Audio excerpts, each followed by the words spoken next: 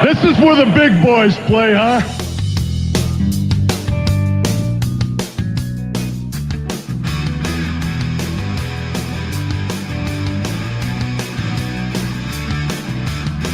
I'm back. And I'm back for you. I'm not gonna lie, I'm back for me too. Who are you to doubt El Dandy? Because this guy's a serious professional.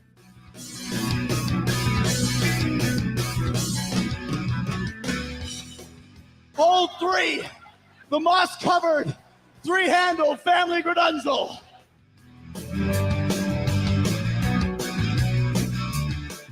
You there, sitting at home. Acknowledge me.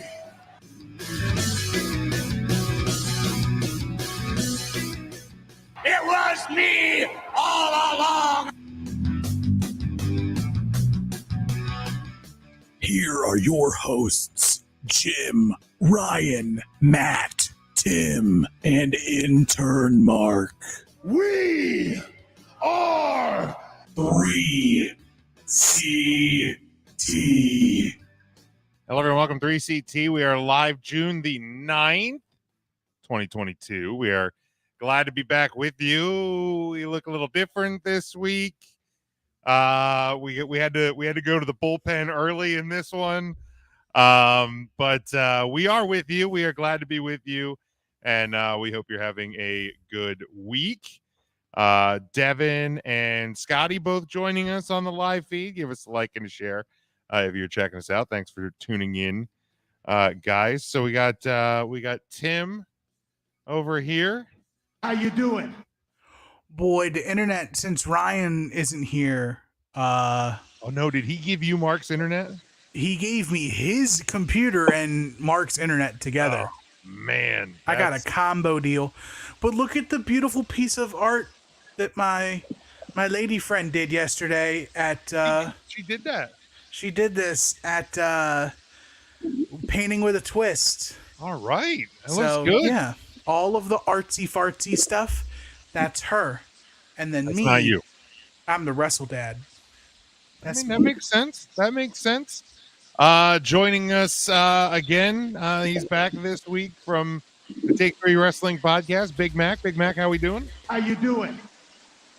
I would say I was early for my show, but that means I'd have to put up with a toolbox. And neither one of you are that, so I'm glad to be here and I don't have to deal with him tonight since he's out with, we're going to call it load management, to steal a line from the NBA. Other than that, man, I'm just glad to be here drinking a pineapple White Claw. It's kind of like not 7,000 degrees in Florida, so I'm recording outside. So if you guys hear people driving around with the SDS, you know why. For those of you at home that don't know, I'll pull the Boston line here and offend everybody early, the small dick syndrome. So if you guys hear some loud revs, you know why. But otherwise, we're here going to have some fun, and hell yeah, let's do this thing. There we go. I'm doing well. We're glad to be here. So it actually worked out, Mike, that you are joining us because there's going to be a little bit of collabing, I believe. Is that what the kids say these days? Between us and Take 3 here over the next, I don't know, month or so, probably. Something like that. About to drop a featured tag on each other's shows for a little while. A little bit. Well, I mean, I'm always over there anyway, so we might as well all work together. Okay, here's the thing.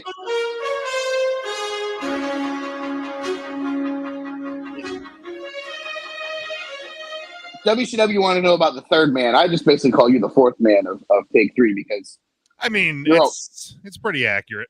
Yeah. All right. So I'm going to break this news to Tim because I don't think he listened to last week's show on our end. And if he did, then this isn't breaking news.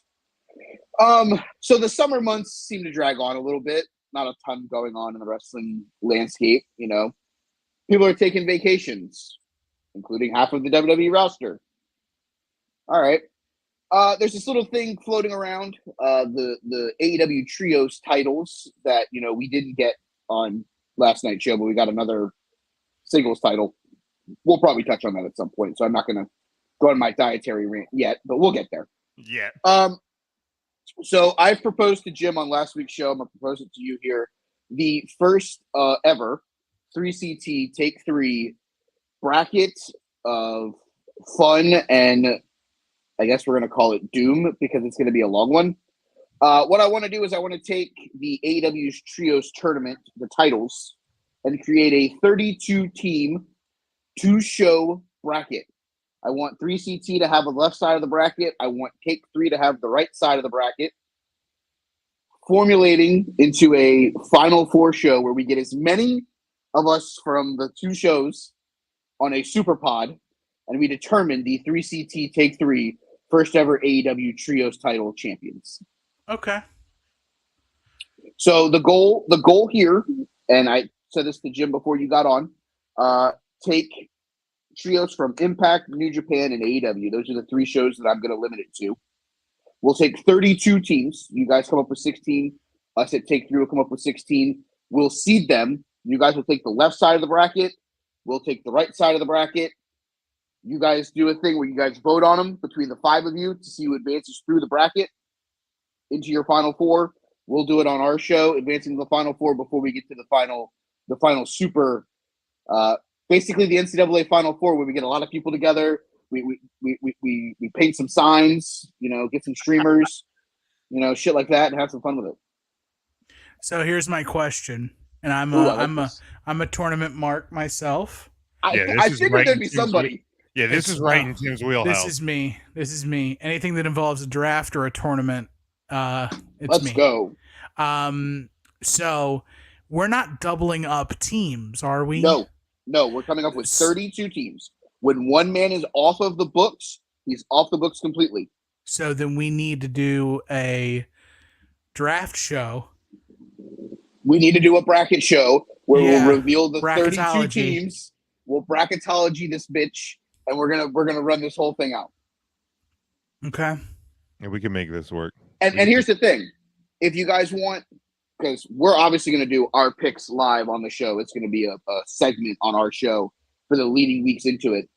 Maybe it's an idea if you guys want to save that for the Tuesday pod rather than the live show. Nice little thing to lead with. Yeah, bracketology, baby. All I need from you, Jim, to be honest with you, from this is I need a Dick Vitale soundbite. It's awesome, baby. Oh yeah, we can make that. All I need is some Dickie V, super scintillating, sensational. Give me all the bracket hype, and we're gonna make this thing Diaper roll. Dandy. Yeah, I need all of them. Yeah, we can. The big man. So you went away from the belt bracket. So my thought process with the belt bracket is I need to see how many more horrible title belts AEW is going to come out with, so that we can give them equal They hatred. got this one now too. Give them a couple more weeks. I figured the Trios one was a nice one because it hasn't been announced yet, so we can kind of morph that one. The horrible looking title belts, that's one that we can always pull out during the winter months where we're kind of stagnant after SummerSlam because nobody really gives a shit about Survivor Series anymore. So I just figured that we can come back to that horrible title belt design one because that one is definitely coming up sooner rather than later. Yeah. The 24/7 7-Eleven title that Jim so elegantly has on his shirt right now. Probably be in that bracket. I don't think it's that bad. If you're looking for like 24 belts, that's probably got to be there somewhere. And I mean, I think the green strap, I think, is what makes it actually. I was gonna correct. If that was on a black strap or even like something like a blue, like a dark color, like that bright green, you're like it's not even like a good green. Like I feel like like Braun Strowman's Blood Money belt, like that was like. Ooh. I don't know. That was like a brighter, like a Kelly green. This 24/7 title somewhere between like Kentucky bluegrass and like forest green. But red and blue make green. Yeah, I mean, I get it. I get right. it. I'm not saying your logic is wrong, but I'll be damned if you're going to give WWE the credit for coming up with that as the reason why it's fucking green. I don't care. I'm taking it. That's fine. I'll give you the credit. Loved it. I ain't giving them the credit. I just loved it. The faceplate looks like a diner logo. Yes, open I 24/7. mean, you're hot not and fresh. wrong. Yeah, it fits. Hot and fresh, boys. Let's go. Well, Love it. it's gonna be one of those, God damn it! Now I want diner food. You're welcome. right? I mean, let's be fair. When don't I want diner food? I was gonna say it's day. It's about 8:00. Yeah, I'm hungry. Yeah, if I'm awake, you could probably give me. You'd probably say diner, and I'm probably gonna go. Before we branch off, how do you feel about Live Golf? I know you're a golf fan, and I know this isn't a golf show, but I have to touch on this because it started today, and then the PGA was like, "We're suspending all of you idiots." Well, What I a real mean, douche they move. did kind of call the PGA's bluff, so the PGA had to do what they had to do. The presentation was a little different. I thought it was a little boring, but it's their first one. Wasn't bad. I mean, you have some of the best golfers in the world, so you know. I got very confused when they were like, "Oh yeah, this team is shooting 9 under," and I'm like, "How did you come up with the teams? Like, who the fuck are on the teams?" Yeah, well, that's what I was trying to figure out when they were showing the leaderboard, and it has the little graphics next to it. Yeah, they didn't do any fucking draft. They didn't do bracketology. Yeah, they didn't explain shit. It's kind of like AEW's commentary, so you know, That's true. it all works out. Which is convenient. It brings us back to the wrestling world. But yeah, let's kick it off with this. We are looking, of course, today is June the 9th in pro wrestling history. We had 2 birthdays today. Dan the Beast Severn was born today, 1958, and Tay Conti was born today in 1995. Yes, Tim. Did I get a date wrong? Maybe No, not. but you're not going to cover it, and I got to get it in here. Happy 6 or 9 day, Ryusuke Taguchi, the 69th New Japan Junior Champion, 69th Junior Tag Champion, Mr. 6 or 9, Taguchi, Japan. There we go. Yeah. There we go. Wrestling. All right. 1989 in Dallas, Texas, Jeff Jarrett and Mil Mascaras defeat Super Zodiac 2 and Cactus Jack to win the World Class Tag Team titles. 1991, the Herb Abrams version of the Universal Wrestling Federation held their first and only pay-per-view event, the UWF Beach Brawl at the Manatee Civic Center in Palmetto, Florida, in front of less than 600 fans, and it did a 0.1 buy rate. The show lasted less than 2 hours. It featured 1 dark match, 8 main card matches, and in the main event, Steve Williams, the Dr. Death variety, not the Stone Cold variety, defeated Bam Bam Bigelow in the tournament final for the inaugural UWF Sports Channel Television Championship. 1994, the WWF holds its first ever Hall of Fame induction ceremony at Baltimore, Maryland's Omni Inner Harbor International Hotel. The Hall of Fame had been created the previous year with Andre the Giant as the inaugural inductee. The event was never released, although highlights and clips have been shown on WWE TV and Classics on Demand. The 1994 class was Classy Freddie Blassie, Bobo Brazil, James Dudley, Gorilla Monsoon, Arnold The original Skull, Dudley. the original Dudley, Buddy Rogers, and Chief J. Strongbow. And in 1997, the Monday Night War continued on with WWE. That was loud.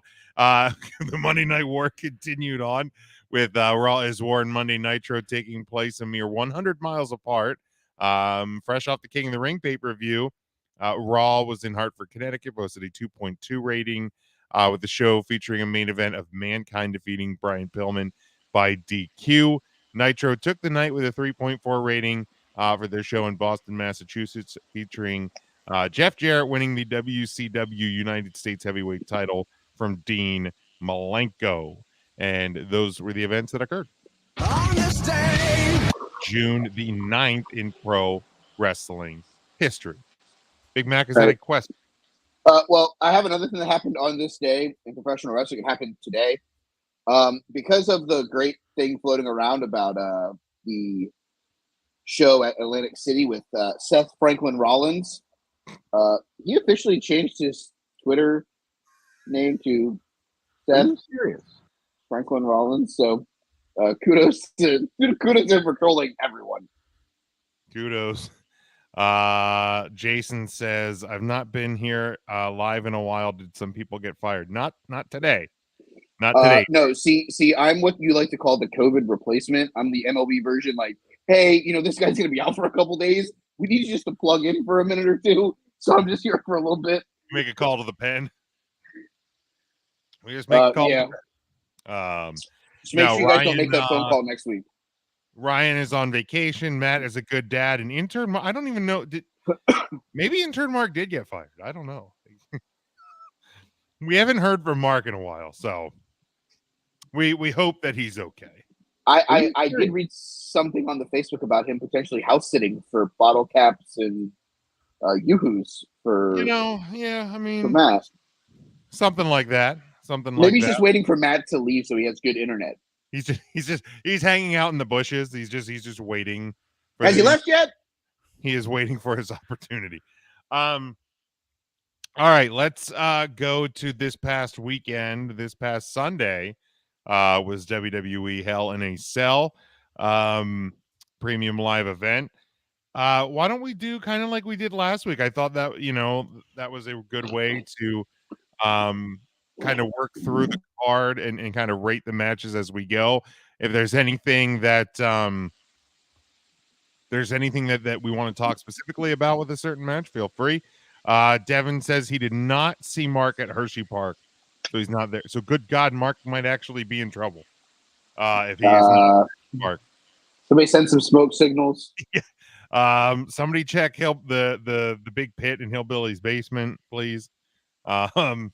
Mark may be in there. But what we've been doing the last few pay-per-views and premium live events is we've been doing PLE main event, mid-card, kickoff show. So if you think a match was must-see, if you are a listener of Tim and Marcus's Viewer's Choice, you might recognize a few of these terms.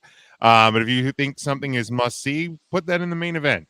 If you think something is absolutely passable, you do not need to watch this, it's a must skip, you can put that kickoff show. If it's something that you're like, hey, this was all right, you can use your discretion to decide if you want to watch it or not. Throw that in the mid card, and that's where those will live. So let's start with the opener, the triple threat match for the Raw Women's title. Bianca Belair defends and retains the title, defeating Asuka and Becky Lynch. I believe it was Asuka that ended up eating the pin in that one, if memory serves, as Bianca threw Becky Lynch to the outside. I enjoyed this. I thought it was a well done triple threat match. I thought it was a good way to start the show. So I'm going to go main event with this one. Tim. Main event. It's a really heckin' good triple threat match. All three ladies held their own for sure. Big Mac? Yeah, I'm in the main event category as well. Great opener, great way to start the show. I was kind of thinking that they may do something crazy and open with Judgment Day versus whatever the hell you want to call the now non-existent faction between AJ and Finn or whatever. The two sweeties. The two sweeties. That's why he left the two sweeties, because that name was awful. He was like, I'm out. Look, it's the best I could do. I'm gonna go join a cult now. This name stinks. I'm gonna join a cult and then kick out the leader of said cult. Yeah, I mean that was the thing that happened. I don't think anybody saw that one coming. Devin said the opener he would put that in the main event as well. Then we got a two on one handicap match. You had Mr. Lashley. Bobby! Defeating Omos and MVP by submission. I mean, the match wasn't terrible. It was fun. I don't think it's must see. I'll throw this one in the mid card. It was 8 minutes. You could watch worse matches for 8 minutes. Big Mac. They almost got away with putting this match on the mid card, but I'm definitely going with the kickoff show.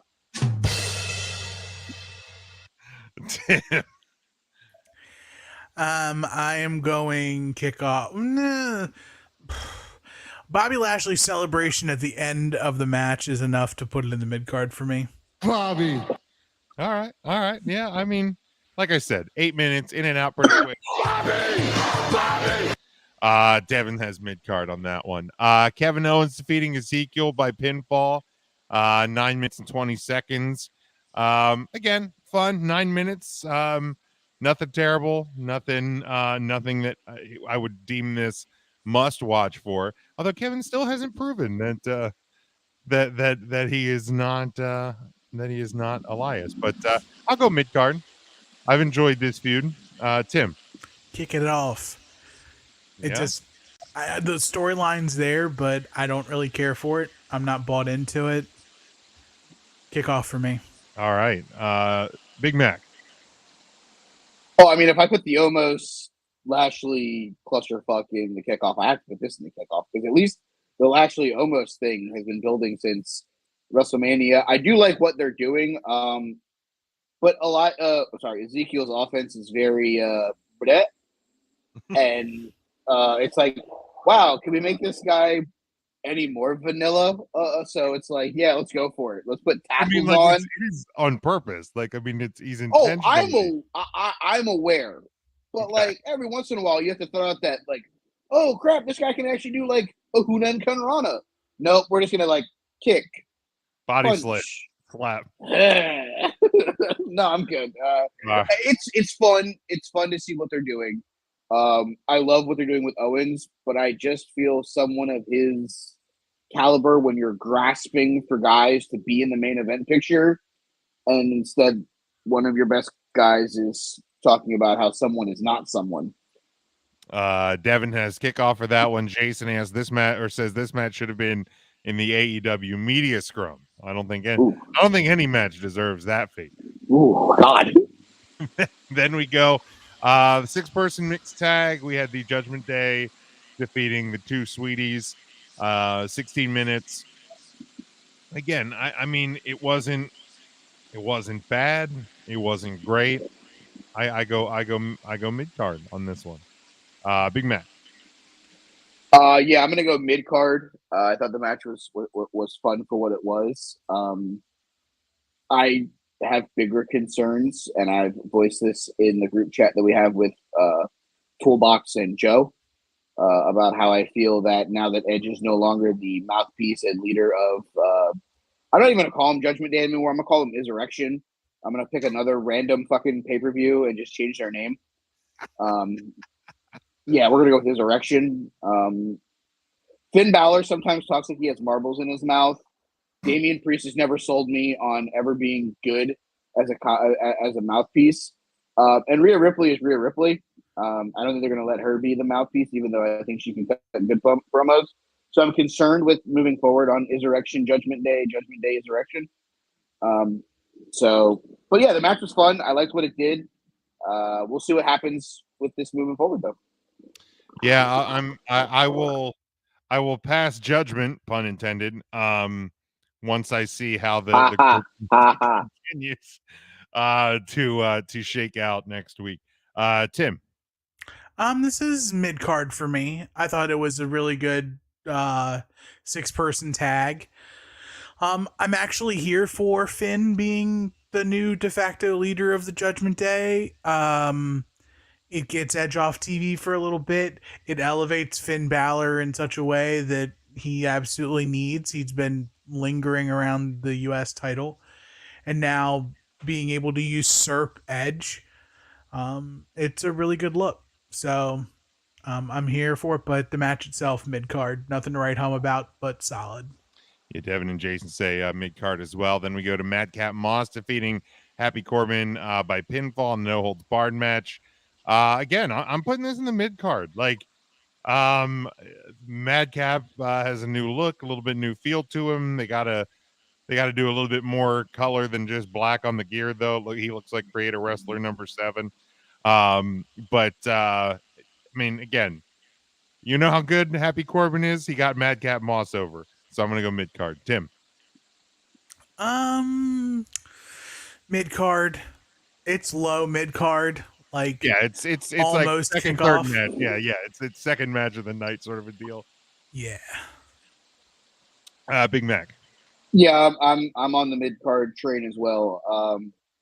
This storyline I feel like got over a little bit better than the almost Bobby Lashley one. So that's why I kind of have it ahead. Good match. Good. I mean, Corbin being able to get Madcap Mansoor, over. I mean, what more could we ask for the guy? I mean, just be happy. Exactly. Devin says kickoff for that one. Theory defeats Mustafa Ali to retain the U.S. title. Look, I know people are mad that Mustafa didn't win, but the minute they started invoking John Cena and Theory calling each other out on social media and whatnot, nobody should have been surprised by this result. Nobody. The match itself really didn't do anything for me. This is the only one I'm putting in the kickoff show for the night. Tim. I wish they'd have pulled the trigger and put the title on Ali. Even if you're going to flip it back on Raw, give the fans in Chicago something to be hype about, and put it on their hometown boy, if only for a day. But with that said, I think this is a kickoff match. Similar styles didn't quite match up in this for me, but it could have been so much more too. Absolutely. Big man. Did we have a category called AEW Media Scrum? Because this might be the one where I kind of lean towards that. I mean, that's fair. Joe Lopez's favorite fucking man crush, that he wants to lick all 39 of Austin Theory of Relativity's abs. It didn't click. I do think Ali should have walked out with the title just to lose it the next night. I don't think Theory could ever be hurt by a loss right now because, hey, man, Theory lost the title. Yeah, but he also got Stone Cold Stunnered by fucking Stone Cold on his last night. So, I mean, the guy has instant rub no matter what. If you're going to put him with Cena in some way, shape, or form over the next week with Cena coming back for his anniversary, him winning the title back the next night because Vince thought he got cheated in some way because the crooked ref of Chicago caused him to lose. I mean, the shit writes itself. I mean, the crowd would have popped out of its ass for Ali winning the title, and I think that would have been the bigger moment. That would have been fun. Than listening to that god awful fucking theme song that fucking Austin Theory has. A-Town down. Turn it down. Devin had mid-card on this one. And then we go to the main event, Cody Rhodes defeating Seth freaking Rollins by pinfall inside Hell in a Cell. If there was something higher than main event, I would put this on there. WrestleMania main event, the main event of all main events. This was spectacular. I mean, just a phenomenal match. Two pros, the trust that Cody and put into Seth for this one. Nobody should ever shit talk Seth Rollins ever. He's that good. Cody's that good. Without a doubt, main event. Big match. Definitely main event. Peak main event. Like you said, WrestleMania level. Kudos to the guy with the purple arm.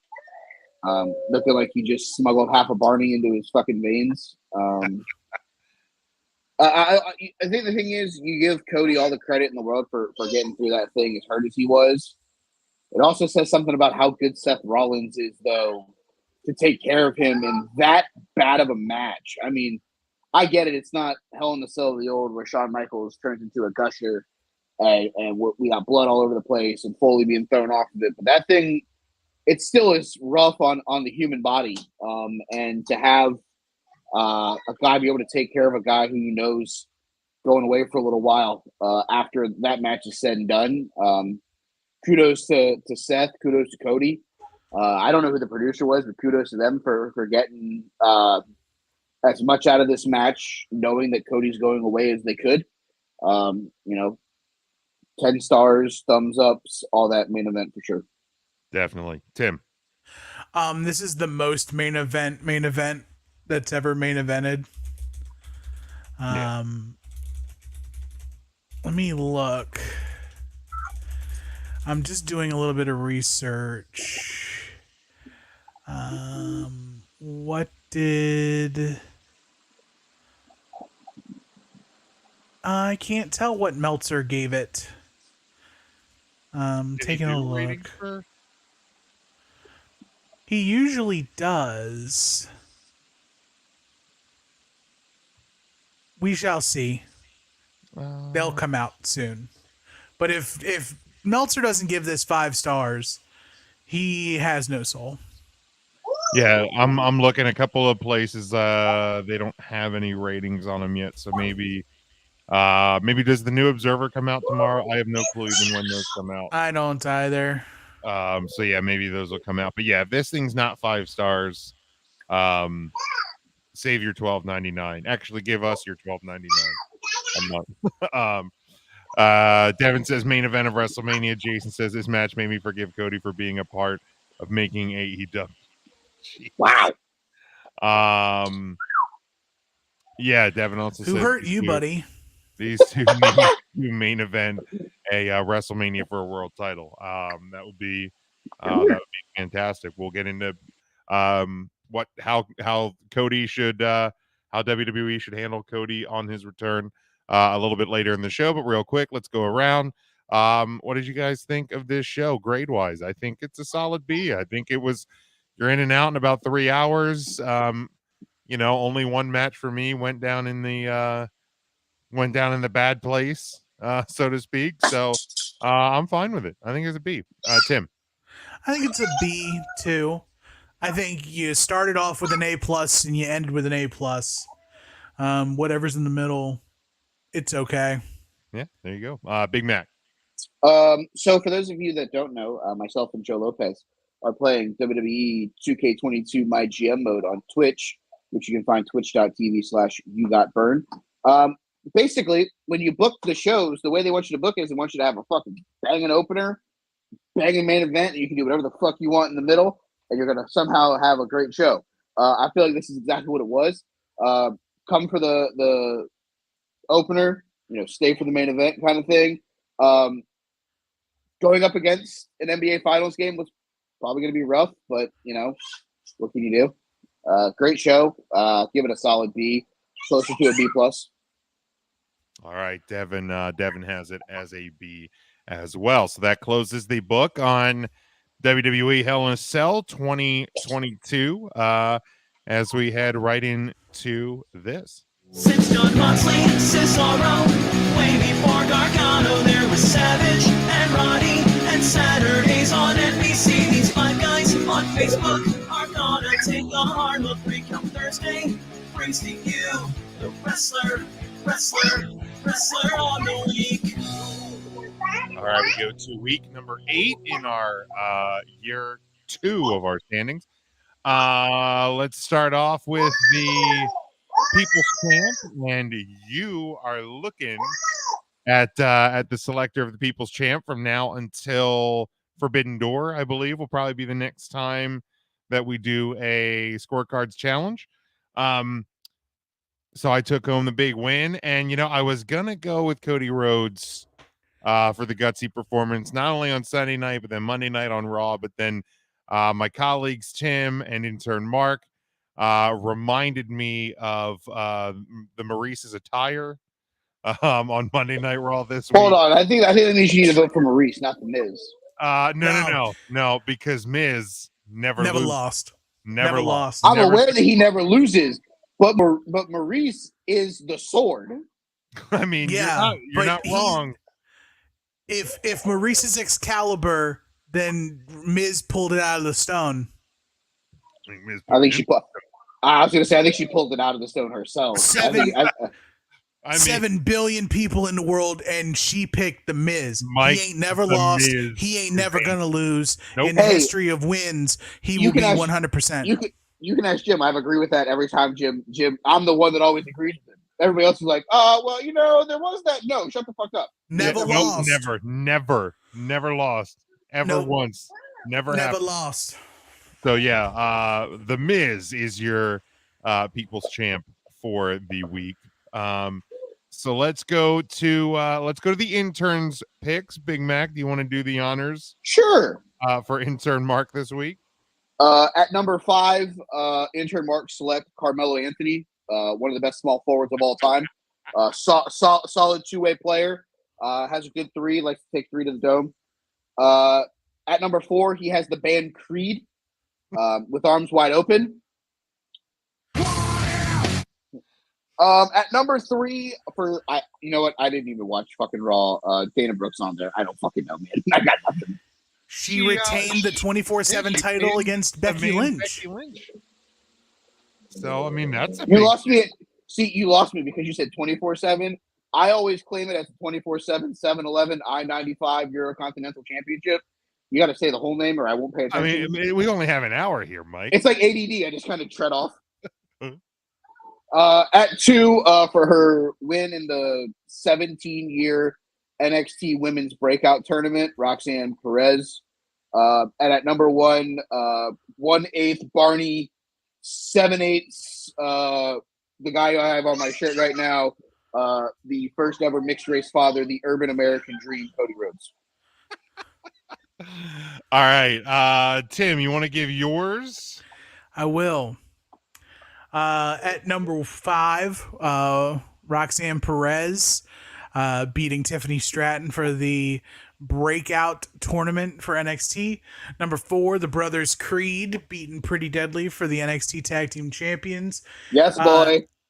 That's right. Number 3, winner of the match against the Battle Royal winner to have the right to face either Goto or Tanahashi Man at Forbidden Door. It's Jon Moxley. So we're getting Tanahashi versus Moxley, right? Yeah, it's the way it's going to be. Number 2, no love from anybody on this list for anything from Japan. Not only has it done it one time, he's done it 4 times in a row. The winner of the Best of the Super Juniors, Hiromu Takahashi. Welcome to my hell, Tim. Man, nobody doesn't have my show either. Japanese wrestling is wrestling too. Joe knows Japanese wrestling and still won't vote for any of them. How fucking retarded is Mike, that? at least I'm honest about it. At least I say it's not for me. It's not my world. I don't watch it. I don't disrespect it. I'm not like EJ sitting there and trying to go, oh yeah, I know who so and so is. That's true. That's true. You know what I mean? That's why I'm straightforward about it. That's why you're a valued member of the team, and Ernest is a fucking toolbox. That's the reason why. Snap on is his new name. Feel better, EJ.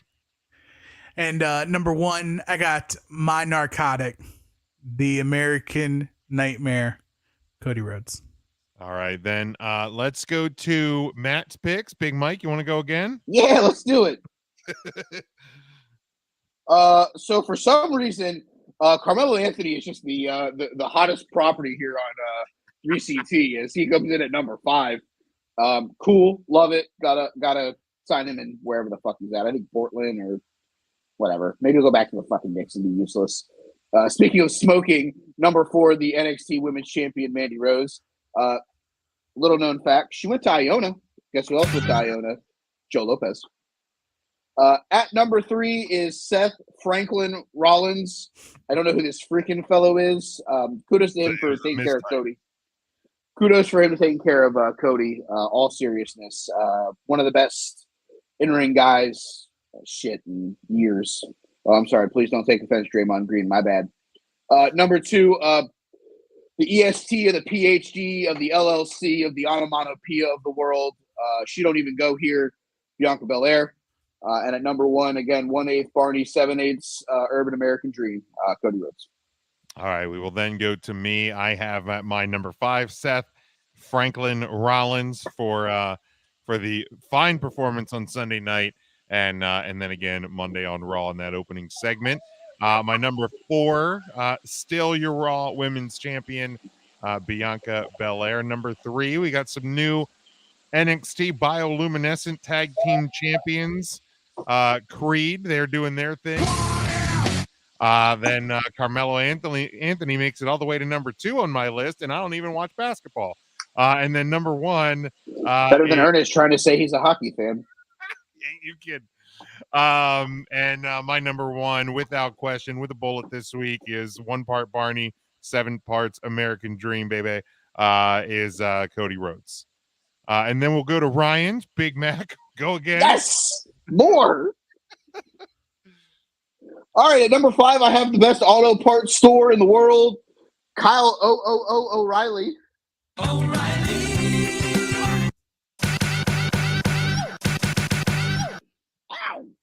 At number 4, with arms wide open, I'm really mad that this title belts have not turned into paintballs.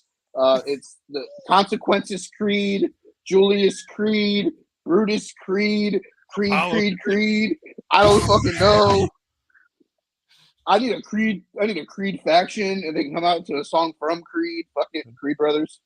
Can we get Number Creed 3, playing "Living in America"? I'm in. I'm all in. I'm all in. Ship it. Let's go. At number 3, top 15 all-time NBA great. He still does not have a NBA Finals ring yet, though. Carmelo Anthony. T's and P's to him. Hopefully, he comes back for another season. At number 2, the EST, the PhD, the LLC, the onomatopoeia, whatever the fuck you want to call. Great match to start the show. Bianca Belair.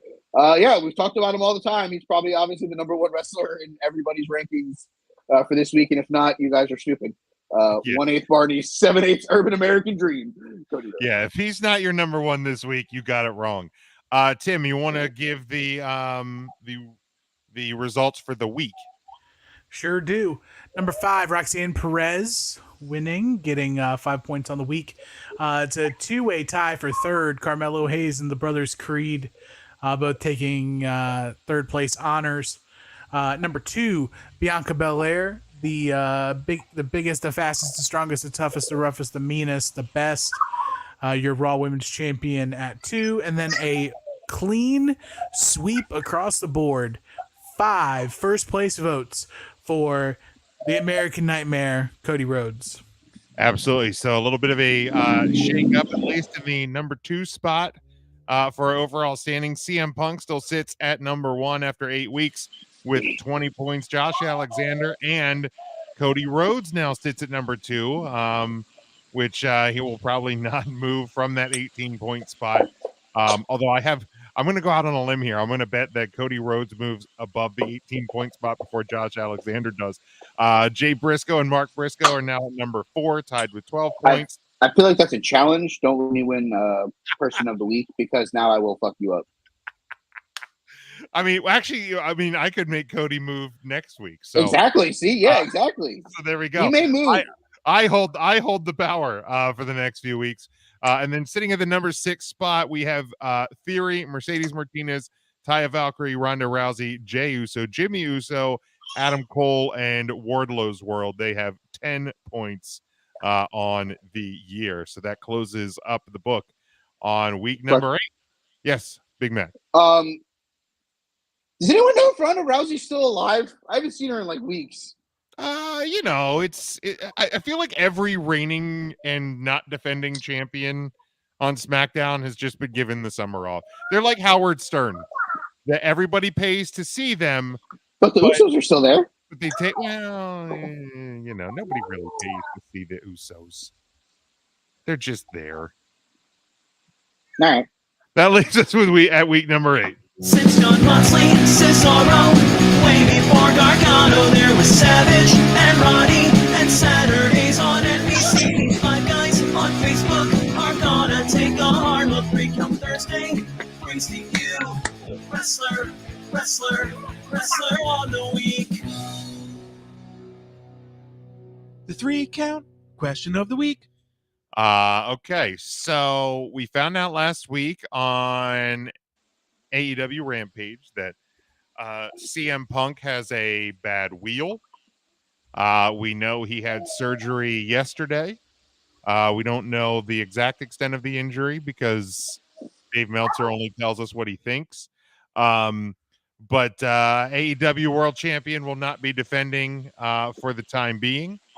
AEW is in the process, a convoluted process as it is, of crowning an interim world champion. So it kind of brought me to this question, because this isn't the first time they've done it. We've seen it with The TNT title. Have they done it with the one of the women's titles? I feel like I can't remember. They did it with the TNT. Okay, yeah, they did it with TNT. The TNT's they didn't do it with the TBS because Jade's had it the entire time. Yeah, Jade's had that the whole time. I couldn't remember if they did it with the women's title or the tag titles.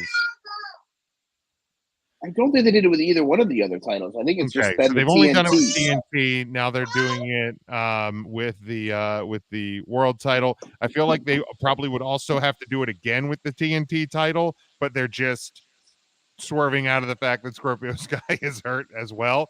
But it brings us to the question: Are you Scorpio Sky? You can get away with because you can have him come out and let whoever destroy Ethan Page. And, so it brings us to the question: are you a fan of AEW using interim champions while a reigning champion is unable to compete? Does anybody want to kick us off? Tim?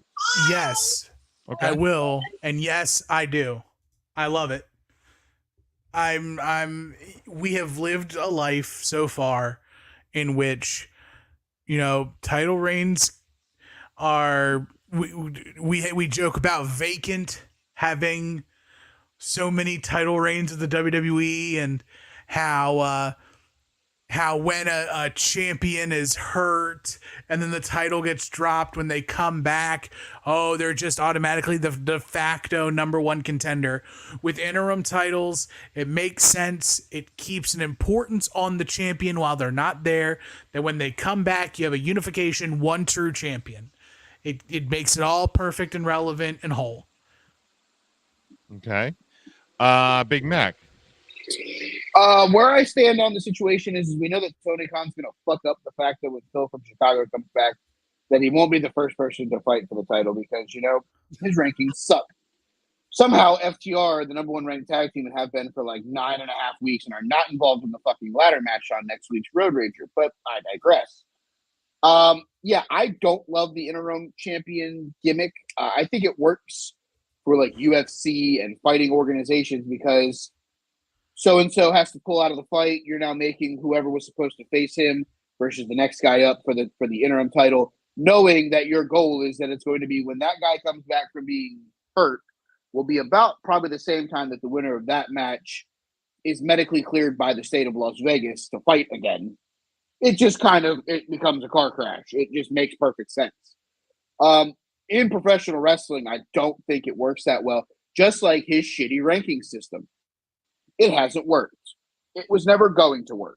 And I think the same thing is happening here. I would much rather you just tell me, Phil, we love you. Go get taken care of. When you come back, you're getting the shot at whatever other random pay-per-view that they tend to have, but only say they do 4 a year at, with New Japan somewhere in August or whatever before, or you put him on All Out, and that's when he comes back and he fights the champion then. My bigger question here, though, when it comes to the interim title, how the hell is Adam Hangman Page not the guy that was supposed to fight whoever won the Battle Royal at the end of the night? The guy's the ex-fucking champion. Again, when the ranking system works, John Moxley's the number one contender. He gets the automatic bye to the singles match against whoever fights the Battle Royal.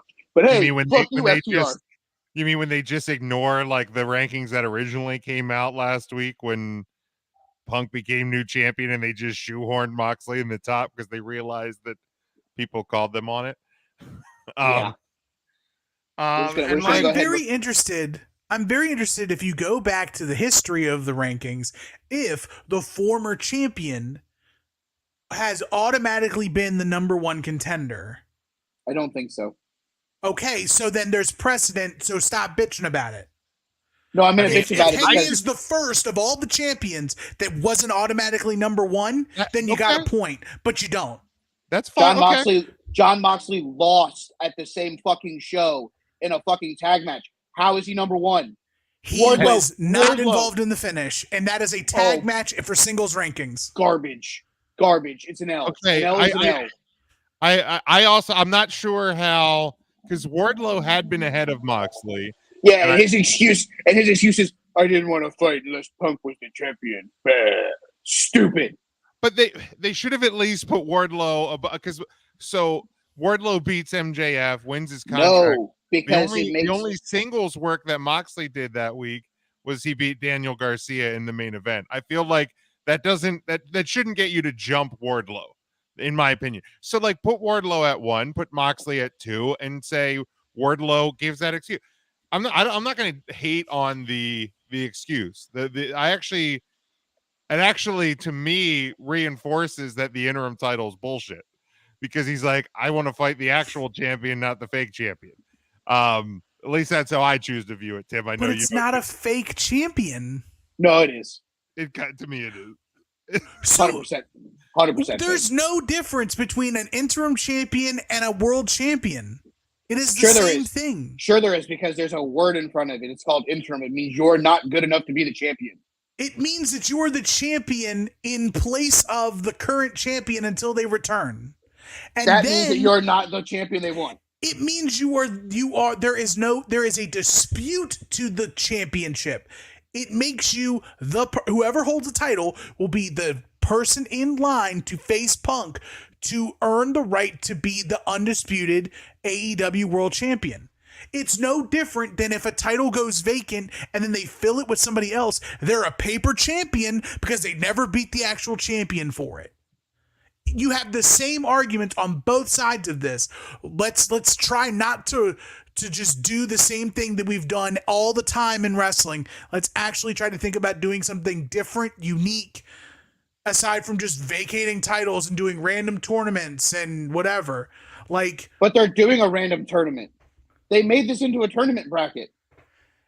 I wouldn't call it a tournament. I mean, it has a bracket. It's a fucking tournament. The word tournament. I don't know what word you want to use to describe mess that was created to determine the interim champion. I wouldn't necessarily use the word tournament though. It's like tournament adjacent. There are play-in matches. If interim champion is champion by proxy, if it has a bracket, it's tournament by proxy. You can't say it's not a tournament. That's all I'm going with. If you're going to call a spade on one end, you got to let me know. I don't think I've seen it. Was a play-in battle royal.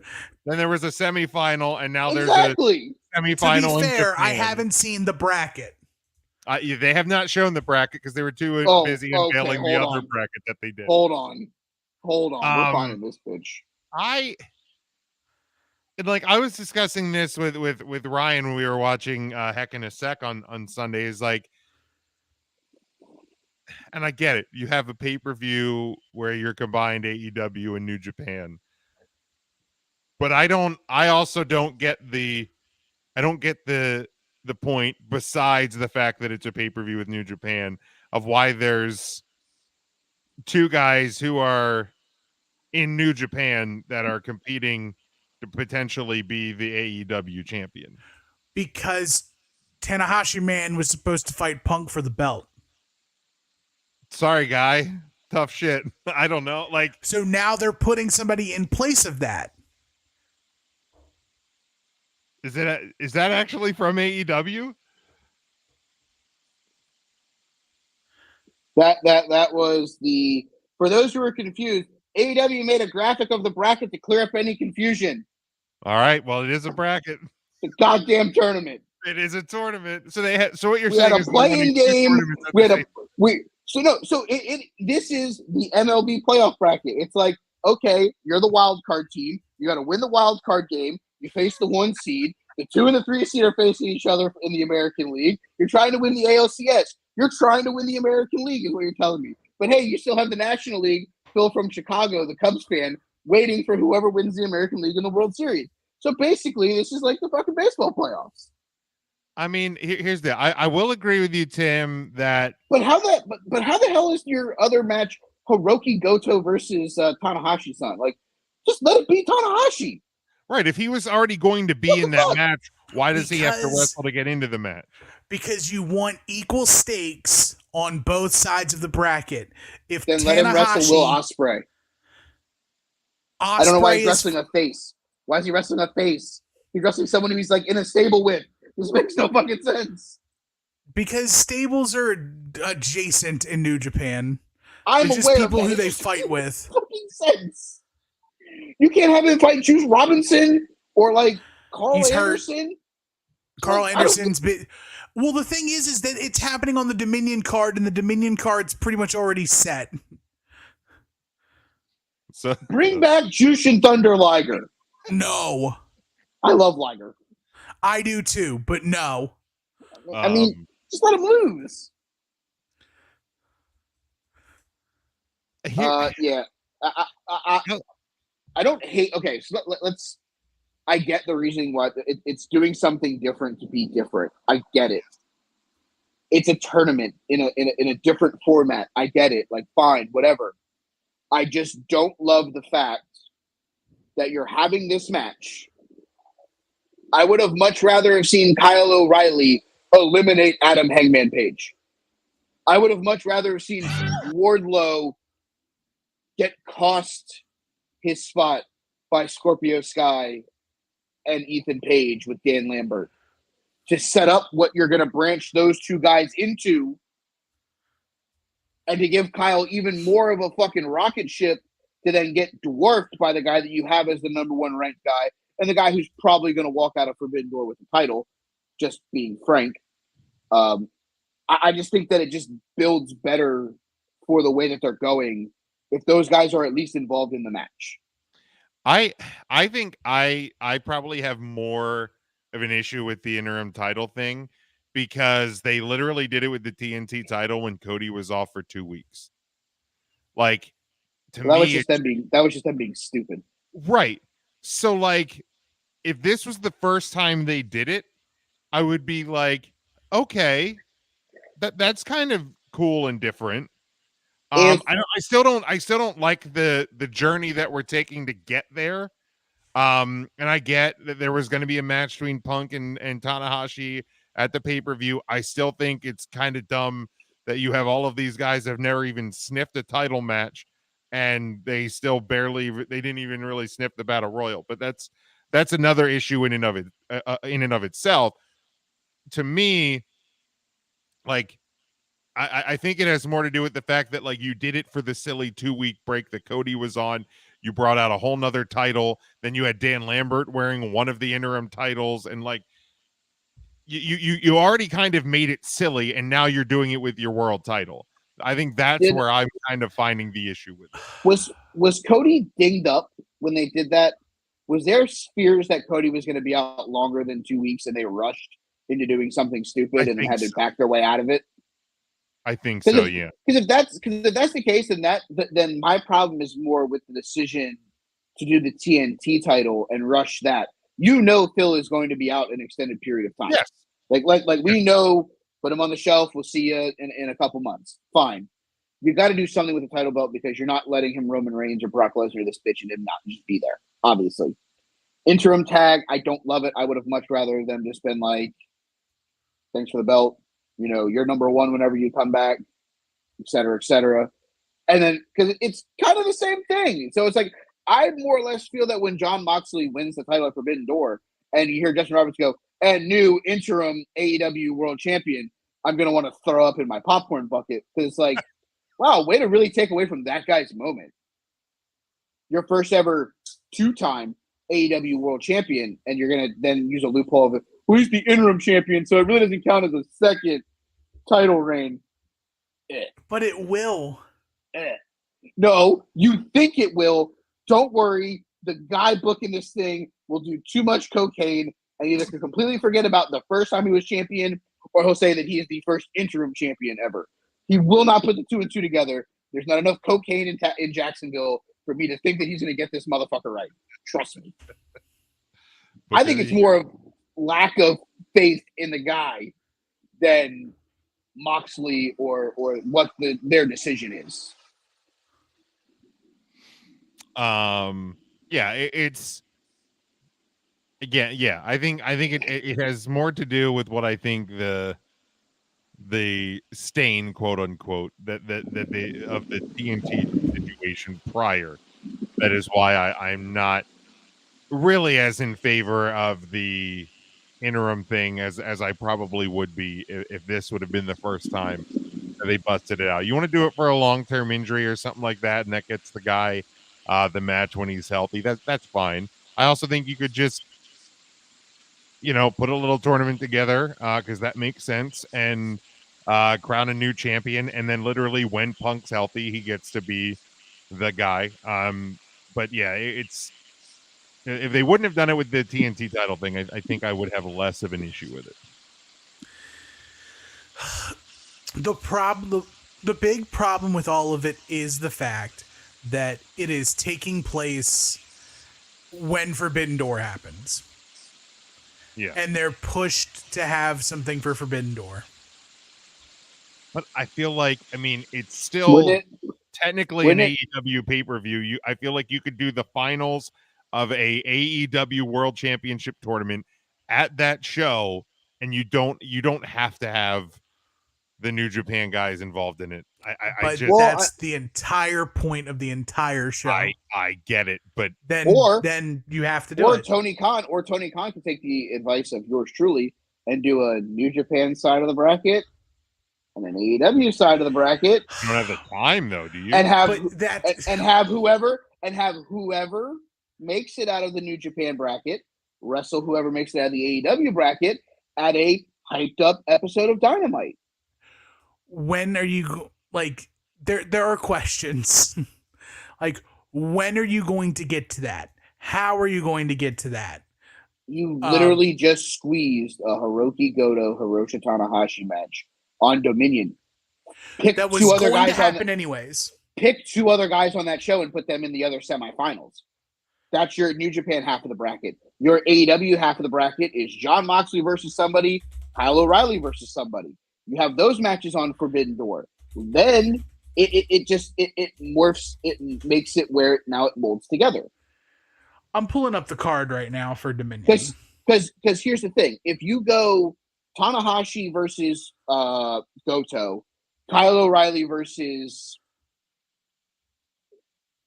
Ethan Page. I'm stowing a name. Don't space holder. Second half of the bracket. Another match from Dominion versus Jon Moxley versus Angelo Parker. So then you get Moxley versus the winner of the other New Japan match. So you have a New Japan versus AEW match at Forbidden Door. Tanahashi versus O'Reilly. You have an AEW New Japan match. And then on fucking Wednesday's episode of Dynamite, you have the two winners of the semifinals take each other on for the main event. Or you open the show at Forbidden Door with those two matches, and they fight later in the show for the world title. At least there's AEW and New Japan commingling leading to it. Not, here's your New Japan half of the bracket, here's your AEW half of the bracket. The New Japan guy is 0-0 in AEW and deserves to fight for the AEW interim title over anybody else signed to a contract. So here's the issue, okay? So here's the card. Here's the card for Dominion. Okay. It's a 6-man tag: Taguchi, Wato, and Tenzan versus Hinare, TJP, and Francesco Akira. Right. It's Naito, Bushi, and Hiromu Takahashi versus Bullet Club, Ishimori, El Phantasmo, Ace Austin. The only other singles match is Toru Yano versus Doc Gallows. So you want that to be the other half of the bracket? Because everything else, there's a 6-man for the never open weight title. There's a tag match for the IWGP belt. There's a King of Pro Wrestling trophy match between Shingo and Taichi. There's a never open weight title with Tama Tonga and Carl Anderson. There's a 3-way match that may not even happen with Juice, Sonata, and Will Ospreay, where if Juice can't wrestle, Ace Austin's going to put his X Division title and his spot in Ultimate X on the line, and then it's Okada versus Switchblade. I would just make the King of Pro Wrestling match a dual fucking match. You know New Japan's not going to do that, baby. Then I would move fucking Naito out of that fucking retarded ass 6-man tag match that he's involved in against somebody else, especially if you're going to put Ace Austin in that, because if Ace Austin goes to that, then that match now fucking basically dissipates because they're not going to do they're not going to move somebody else into that match. No, I wouldn't put Doc Gallows versus fucking Toru Yano as the other match. But hell, I would even consider putting the winner of the 3-way for the IWGP US title, a title that's actually been defended on AEW television, as the other match. That's fair. I mean, at least there's something that you can go with, rather than This match was already going to take place, so fuck it, we're adding this to it. And then you just have, like, guys that have no AEW record fighting for your title. I get it. Hiroshi Tanahashi, arguably one of the best professional wrestlers ever. Not taken away from him. I get that's who it's probably going to end up being. But what I'm saying is, you sit here and you shove rankings, and Wardlow and Paige aren't in the match. Obviously, Paige wants Okada, which is probably going to be the Forbidden Door main event. Let's just call it as we see it. Fine. I said that to Jim. I said that, I think, on our show. I go, I don't think that CM Punk's having a 35-minute match with Kazuchika Okada. I thought it was going to be champion versus champion in, like, a showcase match. I didn't think it was going to be one of them wrestling for the other one's title, but I digress. So, again, I just think that there were other ways to make this more valuable for Forbidden Door, for the title, and for everybody involved. I really feel like this is like, wow, we got 3 weeks. Let's throw this bitch at the wall and see if it sticks. Well, and it was a mess because you had Punk in a promo rambling on about how he wanted to forfeit and Tony wouldn't let him, and you had coming out of that, you had no clue what the situation was. Jericho says one thing on commentary. Excalibur screams another thing on commentary, and there was nothing from Tony or the official AEW account until the next day when they realized nobody has a fucking clue what is going on. Like, you can I just remember talking to you about it going, man, in WWE over explaining everything, but there's a reason. There's a reason. I just remember talking to you and literally being like, did he just say that there's no champ, but there is a champ, and it's well, yeah, because we're so tweeting and texting about it in real time. It was like, okay, he forfeited. Wait, no, he didn't. Wait, now, yeah, there's no champion. Wait, Jericho said he did. Yeah, Jericho said he did, and now there's an interim champion, and then there's going to be a tournament. And anyway, so I mean, either way, we're getting an interim champion. Punk will get his shot. Any other thoughts before we close up the live show? Phil, stop jumping into the fucking crowd. Right. Yeah, I'm sorry. If we're gonna call Tony out for his thought process on booking this thing, I'm calling Phil out for the reason why he got fucking hurt. I get it. You're excited. I get it. It's fun and games, but you just fucking ate it, and you just cost yourself a world title run basically because of it. Can we stop? Yeah, be a great professional wrestler. I don't need you swan diving like you're part of Creed. There's a difference between being, in the ringside area and leaning into the crowd while your feet are on the floor. It's another thing leaping from like one stage over a gap into a crowd, into a barricade. It just not the best choice. Not the best choice, Phil. But yeah, let's close up here, Mike. Why don't you tell everybody where they can catch you and listen to all the stuff that you do? You can find me on the Take 3 Wrestling podcast. That's at Take 3 Wrestling. You can also find me on Twitter at They Call Me Burn. You can see Joe Lopez right here, who just hopped in from work. Fun show tonight. No toolbox, but we got Jim filling in, so it should be fun. That drops on the Earnestly Speaking Podcast Network every Friday. If you like listening to me talk about baseball, I do a baseball podcast about the league I'm in down here, but not a lot of you are from South Florida, so I don't expect you to listen. You can find that at Sunny Days and Double Plays. Other than that, man, just happy to be a part of the 3CT crew for a couple minutes here. Love coming out with you guys. Other than that, let's rage.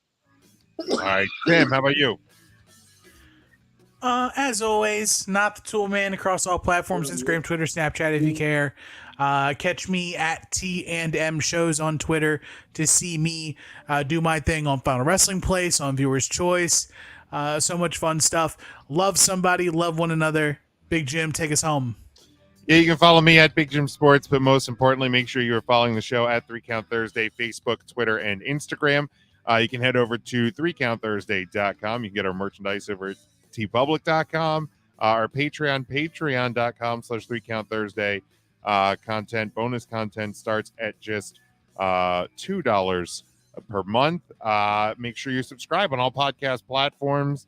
Doesn't matter if it's Apple Podcast, Amazon, Spotify, everywhere in between. If you can find one that we're not on, let us know. We'll make sure we get it on there as well. Subscribe to the YouTube.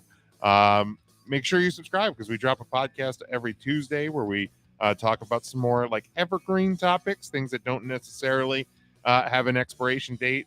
We may kind of be breaking that rule a little bit this coming Tuesday, but you can check that out when you subscribe and listen. And make sure you rate and review on Apple Podcasts. Until next Thursday when we are live, we hope you have a great week and stay safe, stay smart, and go for the pin.